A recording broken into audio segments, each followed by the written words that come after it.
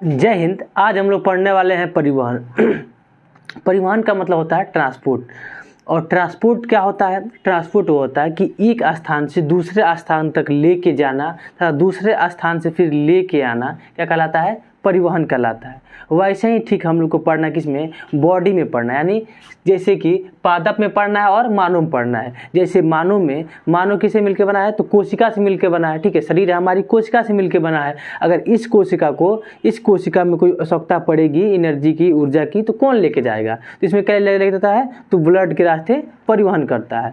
जैसे कि हम बाहरी में क्या ट्रक का यूज, बस का यूज करते हैं सामान को यहाँ से दूसरे स्थान पर ले जाने के लिए, उसी तरह हमारे बॉडी में, मानव के बॉडी में खून काम करता है, यानी ब्लड क्या करता है? परिवहन का कार्य करता है। ठीक है, उसी प्रकार पढ़ना है क्या? पादप में। पादप में परिवहन कैसे होता है, यानी पादप की कोशिकाओं की आवश्यकता कौन पूर्ण करता है और कैसे खाना एक स्थान से दूसरे स्थान तक जाता है, उनके मिनरल्स कौन ला के देता है, तो इसी टॉपिक बात करेंगे। तो आज की हमारी टॉपिक रहेगी पादप में परिवहन। क्या? पादप में परिवहन, यानी पादप में परिवहन कैसे होता है। अगले वीडियो में हम मानव में परिवहन को पढ़ेंगे, जिसमें परिसंचरण तंत्र को पढ़ेंगे। आज की हमारा टॉपिक रहेगी पादप में श्वसन। पादप दो प्रकार के होते हैं। पहले एक कोशिकीय, जो एक सेल से मिलकर बना है, उसे हम एक कोशिकीय सेल कहते हैं। ठीक है, एक कोशिकीय पादप कहते हैं। और जो बहुकोशिकीय, यानी बहुत सारे सेलों से मिलकर बना है, यानी बहुत सारे कोशिकाओं से मिलकर बना है, उसे हम बहुकोशिकीय कहते हैं। तो पादप में जो होता है, एक कोशिकीय वाले क्या विसरण विधि से, क्या विसरण विधि से परिवहन करते हैं। किसी विधि से? विसरण विधि से।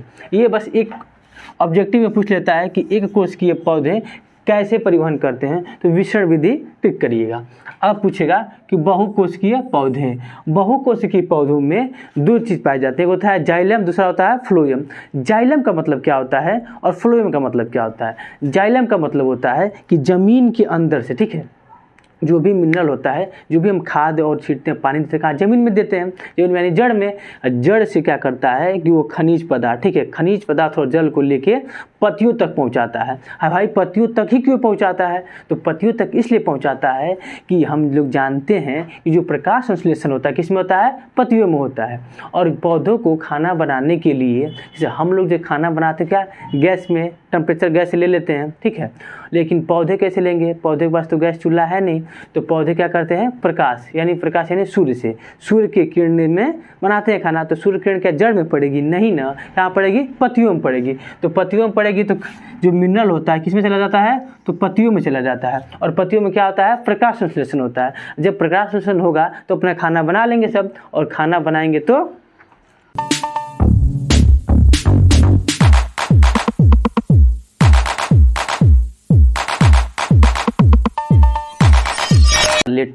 थोड़ा समय लग गया।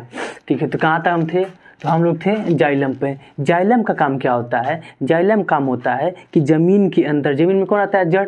जड़ से प्राप्त करते क्या? खनिज और जल को प्राप्त करके पत्तियों तक पहुंचाना, ये जाइलम का काम हो गया। और फ्लोएम काम क्या होता है? जो पत्तियों प्रकाश संश्लेषण के द्वारा जो अपना खाना बना चुकी हैं उनको पहुँचाने का कार्य करता है। जो भी खाना बन चुका है, यानी पत्तियों के द्वारा, प्रकाश संश्लेषण के द्वारा खाना बन गया, वो खाना क्या होगा? पहुंचाने का कौन करेगा? फ्लोएम करेगा। ठीक है, जमीन से लेके जाने काम जाइलम, और फैलाने यानी फ्लोएम। क्या? फ्लोएम का मतलब फैलाने का, यानी अब खाना जो बन गया उसको पहुंचाने का कौन करेगा?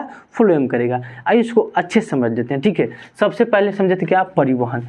परिवहन का मतलब होता है ट्रांसपोर्ट। अगर इसकी परिभाषा पूछे तो देखिए उपयोगी चीज, कुछ मतलब उपयोगी चीज, हमारे सामने उपयोगी चीज कोशिकाओं तक लेके जाना, और वहां से और उसी स्थान से अनुपयोगी चीज या हानिकारक चीज गंतव्य स्थान तक लेके आना ही क्या कहलाता है? परिवहन कहलाता है। ठीक है, ये अपने भाषा बना कर आप लोग लिख लेंगे। दूसरी बात, पादप में। पादप में यानी एक कोशिकीय वाले तो डायरेक्ट याद रखेंगे, विसरण विधि के द्वारा परिवहन करते हैं। दूसरा बहुकोशिकीय वाले, तो बहुकोशिकीय वाले में दो पाया जाता है पाइप, एगो का नाम है जाइलम, एगो का नाम है फ्लोएम। जाइलम काम क्या होता है? लेके पहुंचाता है पत्तियों तक, और फ्लोएम काम क्या होता है? फैलाना है। इसको अच्छे से समझ लेते हैं। ठीक है, फिगर के द्वारा ये हो गई पेड़, ठीक है, और ये हो गया जाइलम। देखिए जाइलम क्या कर रहा है? यहाँ से जमीन से क्या लेगा? तो जमीन से लेगा खनिज लवण, और क्या लेगा? जल। खनिज लवण का मतलब क्या होता है? देखिए डायरेक्ट जैसे मैग्नीशियम, नाइट्रोजन, डायरेक्टली नाइट्रोजन नहीं लेता है, इसका आयन लेता है। क्या लेता है? आयन। जैसे इस पे आयन क्या है? 2 है, तो क्या लेगा? आयन लेगा। और क्या लेगा? जल लेगा। देखिए जब ये जमीन जब जड़ से जुड़ा रहता है, तो जब ये खनिज और जल को लेता है, जैसे ही खनिज और जल इसे चलते हैं तो उसके साथ साथ धूल और कण भी चलते हैं। हम भी चलेंगे, हम भी चलेंगे। तो कहता है रुको भाई, बराती हो क्या कि सब लोग जाएंगे? तो क्या होता है? तो इसके ऊपर लगा रहता है वो अर्धपरागम्य झिल्ली। क्या लगा रहता है? अर्धपरागम्य झिल्ली, जो धूल और कण को रोकने का कार्य करता है। क्या करता है? धूल और कण को रोकने का कार्य करता है। उसको कहते हैं क्या? प्रासरण विधि। क्या कहते हैं? प्रासरण विधि।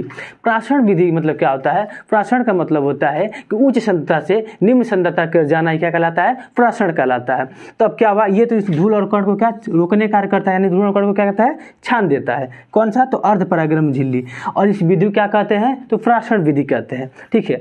अब जो हुआ, खनिज लवण और जल किस में चले गए? जाइलम में। और जाइलम की संरचना कुछ इस प्रकार होती है। बांस देखे हैं, जैसे बांस में से होता है कटिंग। ठीक है। तो जब इसमें जाएगा तो ई भरेगा, फिर इसमें जाएगा, फिर ऐसे ऐसे ऐसे ऐसे ऐसे करते चला जाएगा, फिर इसमें चला जाएगा। जैसे ही जब सूर्य की प्रकाश पड़ेगी पत्तियों पे, तो जो ये पानी जो आया था, इसमें जल आया था, ये क्या होगा? उड़ने लगेगा। यानी जो जब उसमें से उड़ेगा तो क्या बोलेंगे? उसको वाष्प उत्सर्जन बोलते हैं। ठीक है। जैसे उड़ेगा तो ये वाला खाली होगा, जब ये खाली होगा तो इसमें से पानी इसमें चला जाएगा। ठीक है। फिर ये खाली होगा, फिर इसमें चला जाएगा, फिर इसमें चला जाएगा। कहने का मतलब कि एक भरेगा तो फिर एक में जाएगा, खाली होगा, भरेगा, खाली होगा, भरेगा, खाली होगा, से चलते रहता है। प्रोसेस साइकिलिंग चलती रहती है। ठीक है। ये किसे जो होता है? प्रासरण विधि के द्वारा खनिज और जल को क्या ग्रहण करके यानी अवशोषण करके जाइलम कहाँ पहुँचा देता है? तो पत्तियों तक पहुँचा देता है। जैसे ही पत्तियों में जाएगा तो क्या करेगा? प्रकाश संश्लेषण करना स्टार्ट होगा, यानी खाना बनाना अपना स्टार्ट करेंगे।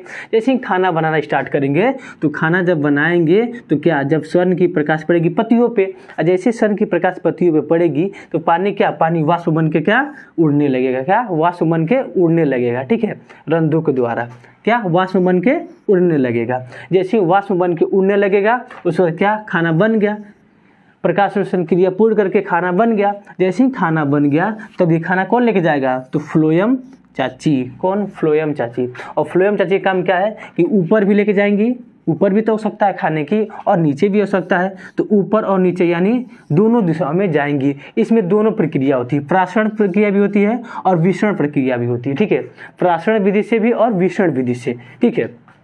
फ्लोएम में विसरण विधि और प्रासरण विधि दोनों कार्य करते हैं।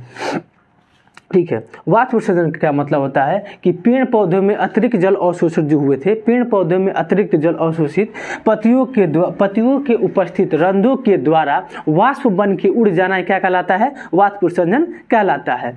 ऐसे जैसे मक्का जो होता है, मक्का का पेड़ देखोगे, इतना छोटा सा मक्का का पेड़, एक दिन में 4 लीटर तक वाष्प उत्सर्जन होता है। आम का पेड़ देखे होंगे, तो सब लोग जानते हैं, आम का पेड़ तो सब लोग देखे होंगे। तो आम का पेड़ जो होता है एक दिन में 35 लीटर तक वाष्प उत्सर्जन करता है, यानी भाप बन के उड़ता है। ठीक है। और जो सेब जो होता है 25 लीटर, कितना? 25 लीटर। अब बात चल रहा होगा कि जो पौधे जो वाष्प बन के उड़ते हैं वो होता क्या होगा? तो देखिए, जैसे ही जो पौधे वाष्प बन के उड़ते हैं कहाँ चले जाते हैं? तो ऊपर चले जाते हैं बादल। जैसे क्या बनते हैं? तो बनते हैं बादल। क्या बनते हैं? बादल बनते हैं। और यही बादल फिर बारिश होगा, फिर कहाँ चले आएंगे? जमीन में चले आएंगे। ठीक है। तो इसीलिए लोग कहते हैं कि ज़्यादा से ज़्यादा पेड़ लगाइए। क्या लगाइए? पेड़ लगाइए। और हम लोग क्या करते हैं कि पेड़ जो होते हैं हमको तो ऑक्सीजन भी देते हैं, और क्या देखिए बारिश के लिए भी बहुत महत्वपूर्ण है। ठीक है। और क्या वातावरण के लिए बहुत महत्वपूर्ण है। और हम क्या करते हैं? उसको काट देते हैं। इसलिए पेड़ को नहीं काटना चाहिए। इसलिए जितना पेड़ उतना बारिश, जितना पेड़ उतना बारिश। ठीक है। तो देखिए अब क्या होता है, ये जाइलम चच्चा का काम क्या होता है कि जमीन के अंदर यानी जड़ के द्वारा, जड़ से क्या ग्रहण करना? खनिज लवण और जल को ग्रहण करना। किसके द्वारा? प्रासरण विधि के द्वारा। और प्रासरण विधि क्या होता है? उच्च सांद्रता से निम्न सांद्रता की ओर जाना क्या कहलाता है? प्रासरण विधि कहलाता है। इस पे क्या लगाती है? झिल्ली लगी रहती है जो धूल और कण को रोकने का कार्य करती है। और फिर एंट्री मार देते हैं किसमें? खनिज लवण और जल किसमें एंट्री मार देते हैं? तो जाइलम चच्चा उसको लेके और फिर कहाँ पहुँचा देते हैं? तो पत्तियों तक पहुँचा देते हैं। और जैसी पत्ती तक पहुँच जाता है खनिज लवण और जल, तो क्या होने लगता है? प्रोसेस प्रकाश संश्लेषण यानी भोजन का भोजन बनाने लगते हैं। जैसे ही भोजन बना, जो भी भोजन बना, जो खाद्य सामग्री हुआ, इसको लेके पहुंचाने का कौन करेगा? फ्लोएम। कौन करेगा? फ्लोएम। फ्लोएम ऊपर जाता है और नीचे भी जाता है। ठीक है, इसमें दोनों विधि होती है, प्राशन विधि और विसरण विधि, दोनों विधि होती है। ठीक है, आइए इसको थोड़ा और अच्छे से पढ़ लेते हैं।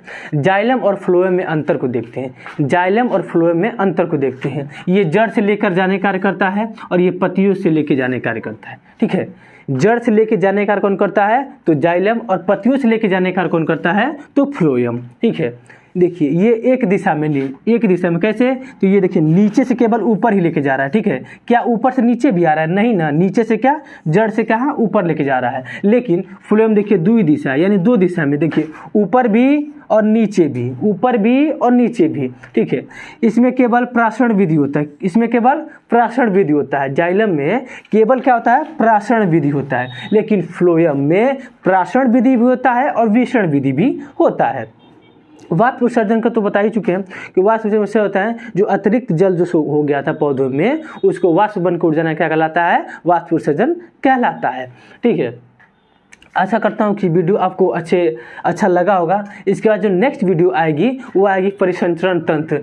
परिसंचरण तंत्र इतना प्यारा टॉपिक है कि ये पढ़ना बहुत बेहद इंपॉर्टेंट है। ये वीडियो तो ज़रूर आप लोग देखेंगे। ये जो वीडियो आएगी ये केवल क्लास के लिए नहीं आएगी, ये केवल स्कूली के लिए नहीं आएगी। ये जो वीडियो आएगी वो कॉम्पिटिटिव लेवल की आएगी, यानी जो कंपटीशन की तैयारी करते हैं उनके उस लेवल की वीडियो आएगी। आपका एक भी कंपटीशन वाला क्वेश्चन नहीं छूटेगा। ठीक है, और स्कूली व्याख्या के लिए तो परिभाषा हम लिखवाते ही जा रहे हैं। ठीक है, बस ये होता है कि कंपटीशन की भी आप लोग तैयारी करते हैं तो ये जो परिवहन समझ लेंगे तो आपके मन में जो डाउट रहेगा एकदम छोटी छोटी चीज़, बारीकी चीज़ भी कंसेप्ट क्लियर हो जाएंगे। ठीक है, तो मिलते हैं फिर नेक्स्ट वीडियो में, तब तक के लिए धन्यवाद। नेक्स्ट जो वीडियो आएगी मानव में आएगी। क्या? मानव में परिवहन, यानी मानव में परिवहन कैसे होता है? तो परिसंचरण तंत्र के द्वारा। और परिसंचरण तंत्र में क्या पढ़ना है? हृदय को पढ़ना है, रक्त को पढ़ना है और रक्त वाहिनियों को पढ़ना है। रक्त वाहिनी मतलब धमनी, शिरा, वो लेके जाने कार्य करेगा, वो लेके आने कार्य करेगा। क्या लेके आएगा जाएगा? तो ब्लड, क्या, हाँ सॉरी ब्लड, क्या ब्लड, और रक्त का पंप करने कार्य करेगा। इसमें क्या पढ़ लेना है? परिसंचरण तंत्र। तो नेक्स्ट जो वीडियो आएगी परिसंचरण तंत्र के बारे में आएगी, जो 2 लेवल की वीडियो रहेगी। एक तो रहेगी स्कूली व्याख्या और दूसरी वीडियो रहेगी